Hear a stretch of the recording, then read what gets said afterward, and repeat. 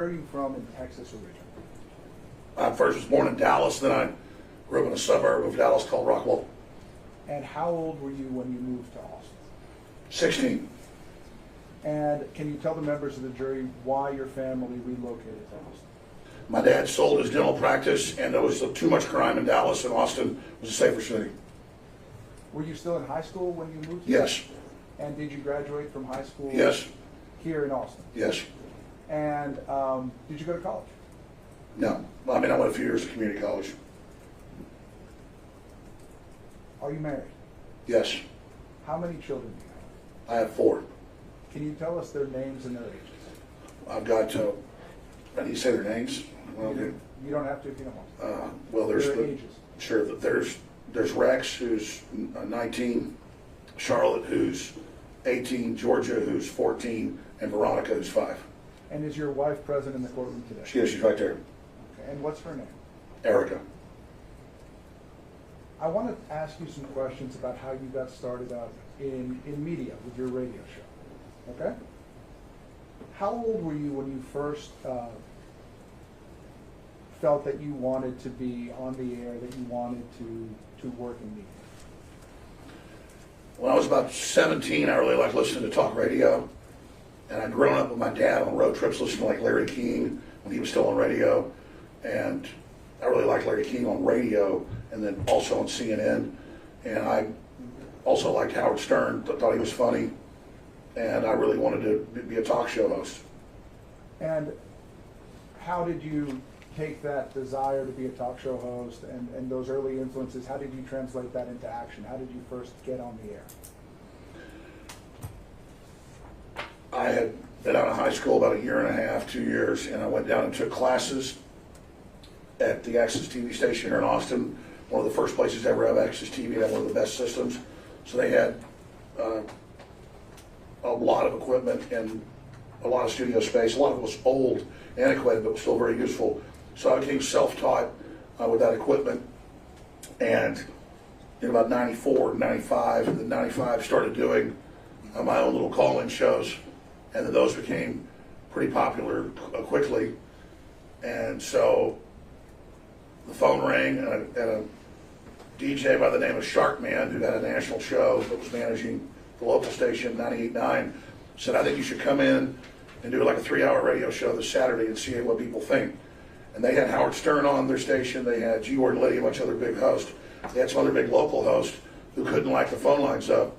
And the first time I went in, they got about 100 calls the first night. How old were you? I was, I think I was 21, 22 by then.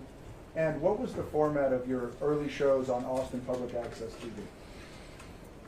It wasn't as conspiratorial or political. There was some of that because there was other people doing those shows, and I already knew about that information. But it was just all over the map. It was just really call-in shows on different topics. Did variety shows like carved pumpkins on TV on Halloween, and have a guy come in with his pet monkey and it dances around. Just fun stuff. Because I also liked Johnny Carson growing up. Did people like your show? They did. And did your show? I mean, it sounds sort of like almost like a Wayne's World kind of thing. I think Wayne's World's a good way to describe it. And did it win any accolades? It did. It won Best of Austin a few times in the newspaper, and pretty much started getting written about, and even national coverage within about 2 years. Really? And so tell us, you told us already about Larry King and about Howard Stern. Who would you say influenced you artistically in the format and how you did your show then and became the man you are today? I mean, really, I listened to Larry King a lot because my dad listened to him on the radio a lot when I was, from the time I was like 6, 7, I remember listening to Larry King. And then I'd watch him a lot of nights at home in junior high and high school. So I would say more than anybody, Larry King. Okay. And did there come a time when, because of your success and having won this Listener's Choice Award or Viewer's Choice Award, that you were able to be syndicated? Well, I won a couple of those. I don't think the syndication folks were even paying attention to that. I built a studio in a bedroom in my house because they wouldn't put the equipment in at the local station where I had top ratings to syndicate it. And so I went home, got the equipment, had an engineer come set it up, and then called a syndication outfit and got a sponsor, and then I paid to put it on the satellite. And then I got about probably 60, 70 affiliates in about a month, and then it went up to several hundred affiliates after that. Can you describe for us what the setup was like? Was it in a spare bedroom? It was. And what kind of furniture was in there? Just a simple wooden desk and a microphone and a little mixer, and then a chair if I had a guest. And what is syndication for those of us that don't know? Instead of being on one station, it goes up at that time to a satellite. Now a lot of it's over the internet, and then that's beamed back down, and then other stations can pick it up. And so you said you were syndicated on how many radio stations? It fluctuated between 30 or 40 at first, and as much as over 200. I would say things that were politically not popular to talk radio, more left-wing things like being anti-war or things like that, and I would lose a bunch of stations, then I would gain more stations. But talk radio was mainly conservative. And so when 9/11 came around and I had questions, we lost 70% of our affiliates in 1 month because I didn't want to, attack all these foreign countries. But I still was steadfast and had that message. So then I got real popular with the left wing, but I wasn't trying to be left wing. I was trying to follow the right thing, even though it made me lose most of my radio stations, which is the issue of how I do what I think's right. Sometimes I'm wrong. I've been more right than wrong, but I don't do it for the monetary thing. I do it to tell the truth, or to try to tell the truth, and then the monetary comes with that because people can tell this guy's not reading off the script, and with that comes its own issues. But I'm not lying like the corporate media on purpose. That's the big difference. And so let's focus in on this early period. What year did you get syndicated? I syndicated myself in 1998. And at that time, did you already have the show name, The Infowar? Yes. What No, it wasn't ever called Infowars. It was just the Alex Jones Show. Because you have to call the show your name, because that's how they do it with the ratings that were written in on little diaries. So to be on radio, you had to say the name of the show coming in and out. It was like TV for Nielsen ratings, so it was the Alex Jones Show. Tell us about Infowars. How did the name Infowars come to be, and how did that business start? Vic Freeland, who was an Air Force veteran, who worked in Air Force intelligence in Vietnam, he was the deputy fire chief in Austin, and he was a listener, and he'd done some talk radio interviews. He'd been on some syndicated shows because of magazine articles he'd written, and he came to some of the events and he said, listen, you're really involved in an information war. That's that, and because all information is propaganda, whether it's true or not, it's called information war. And so you ought to try to get that URL. And he had a big old laptop. He said, look, it's available. Do you want Infowars.com? And so Vic Freeland got the site. He then, even in his spare time, he was still working with the fire department then, he built the basic site and stuff, then helped find me a volunteer or whatever at first, so we didn't really have any money, to then start updating the site a little bit every day. And that was in 1997. So Infowars came from an Air Force intelligence term. So you had the Alex Jones Show that was being broadcast, and you also had Infowars at the same time. Yes, I had a radio show. At the time I was doing a local radio show, and then I was doing the syndicated one out of my house, and then I had a website that I could post articles on or links to say, look, this is on the site, go check it out on air. So it's kind of a way to make radio almost like TV, because the internet was starting to become more effective and more, where it actually worked. The word's not effective, where you could actually post stuff and do things. And so we could put things on there and show people what we were talking about. Did you also start making, in order to support Infowars, did you also start making documentaries? I did start making documentaries. In 1997, I made my first documentary, America Destroyed by Design, about the Great Reset that was coming and the different UN documents that were in it. And then I made more than 25 more films after that. Why make the films? Most talk show hosts would sell a coffee cup or a newsletter to fund themselves. and I wanted to build a larger news organization because I wanted to do more and I wanted to make documentaries. So I went out and made documentaries and used the money from that to make more documentaries, because that way you could show people what it was you were talking about in a format before there was really the internet. Because even though the internet was around, it was mainly text and pictures. In 96, 97, 8, 9, documentaries on VHS and then DVD was the way people interface with that. And at the time, what was your main topic of interest that you wanted to explore through your documentaries, as well as through your radio show and your website? The plan to cut off U.S. energy reserves that we're now experiencing, the plan to cut off all coal power generation, then gas, and the forced move on to renewables, but that it was in the documents. They didn't plan to even have those. It was a post-industrial program called Agenda 21 that George Herbert Walker Bush signed on to in Rio de Janeiro in 1992. And I read the plan, and it said we're building a post-industrial world. We're going to have the controlled demolition of civilization to force depopulation. And now that's mainline news. Bill Maher called for depopulation last Friday night. In addition to your documentaries, are you also an author? I am, yes. How many books have you written? I've written 2 and contributed more than 20. We'll talk about your latest book later. Let's move forward a little bit. In 2001, what, if anything, happened with you and your program at YouTube? Say that again, please. Did you have a series of videos that were very successful on YouTube in the early 2000s? Before YouTube came around, in I think 2004, and then it was out of some guy's garage in San Francisco, got bought by Google around that time. We were actually putting out videos ourselves that we were streaming ourselves, but it became too expensive, so we had to stop. We were doing that by 2000, 2001. And I mean, these are all the technical things, but then Google Video came around, and we had videos on there with millions of people that watched them, and we were just putting them out for free, and it was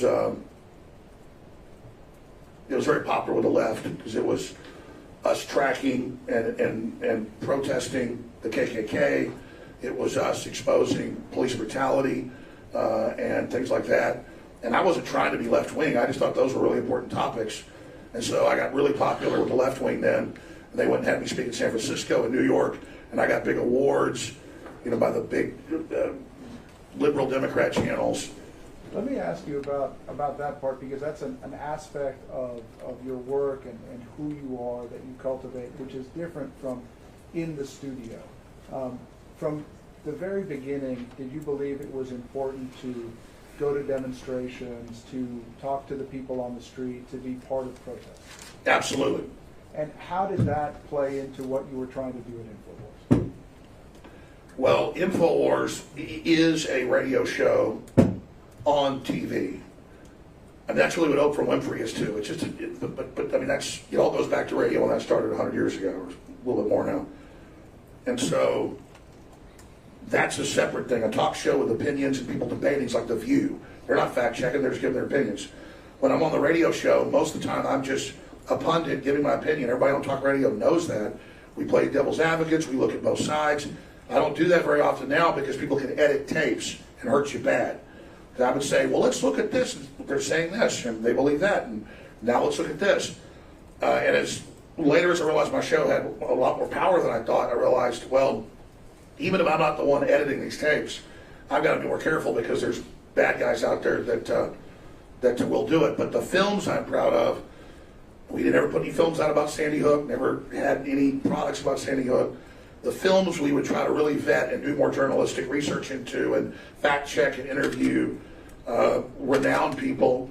I mean, I interviewed like former U.S. Attorney Generals and members of Congress and former chairman of the Joint Chiefs of Staff. I mean, that's who we would go for these films. Top economists, just really big names for these films.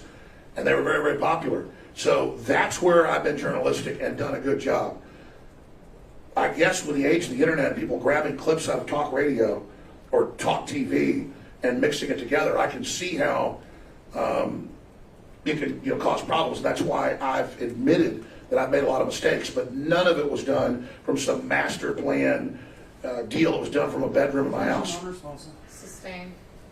So one of the things I notice about you is that you have a very distinctive voice, very deep, sort of gravelly voice. Did your voice always sound that way? No. What happened to your voice? Why does it sound the way it does? Well, I remember the two demonstrations where I finally wrecked it. And one was about 12, 13 years ago. There was actually film of it. Objection relevance? Oh, I'm sorry, go ahead. Why his voice has changed? I don't know what that is. Do you have some way to tie this to the damages portion of this story? No, I thought you told me. No. I'll address you if I'm talking to you. This is so that the jury can understand who my client is and properly assess his credibility, his demeanor. Sustained.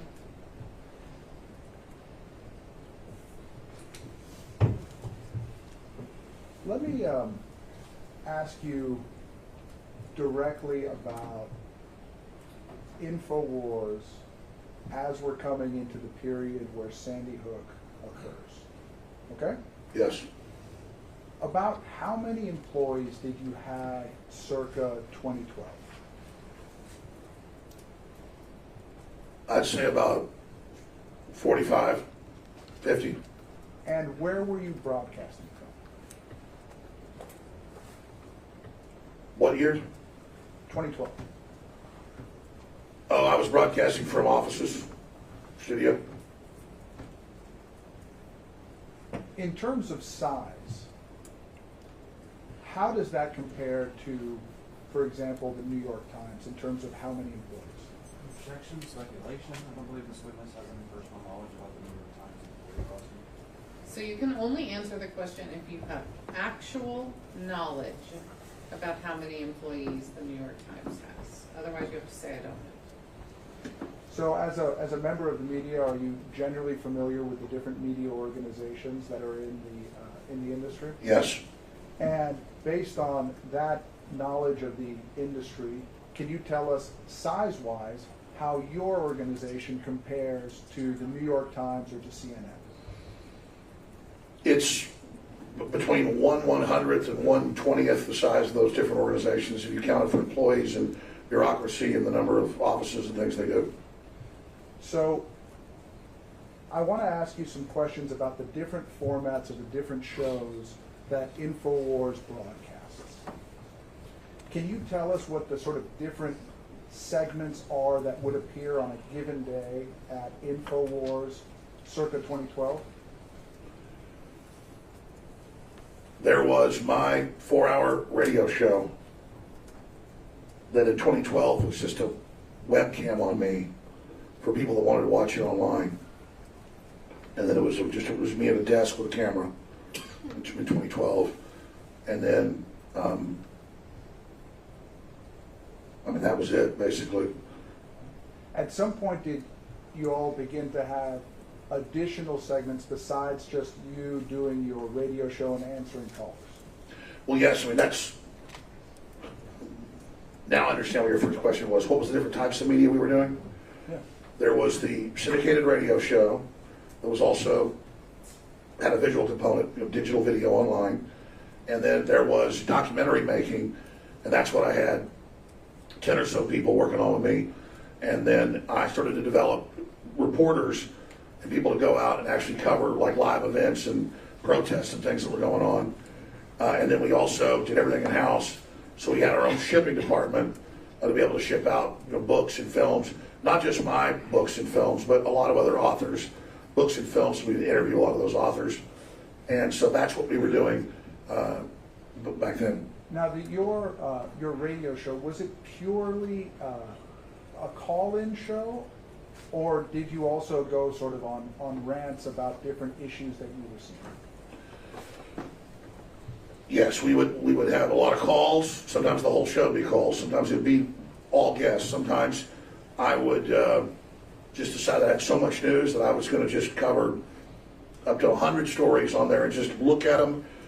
The audience knows whether it's the BBC or whether it's an Infowars story or whatever it is, they can choose, they can go look it up for themselves. We're just covering what's in this. And so we just bam, bam, bam. It's the same way today, like Pelosi's in Taiwan. What do you think of it? You think there's going to be a war? The Chinese are threatening war. Oh, look, Biden fell down again. Oh, look, that they found another trailer full of 50 dead people in Texas. This is horrible. We got to do something about this. And it's just coming up next. It's real simple. I got a stack of news. We're going to play a video clip of Bill Maher, saying we need to depopulate the human population. And we got, let's take calls. What do you think about Bill Maher saying we should get rid of the majority of people? Well, who's going to do that? Who's going to do the killing? I think this is wrong. I think it's dangerous. I think it sounds like Hitler. I mean, that's what we do. And how did, at the time, 2012, how did you all source how did you source the stories that you wanted to cover during that segment of your talk radio or 95% of what we were covering was mainstream news going, look, they're saying this, do you believe it? Or what do you make of this? It's that kind of thing. Is that we would simply do what talk radio does. That's what talk radio does. That's what Larry King did, is stack of news articles, talk about what's going on, what people are saying, ask callers, what do you think of that? Do you buy that? What do you think?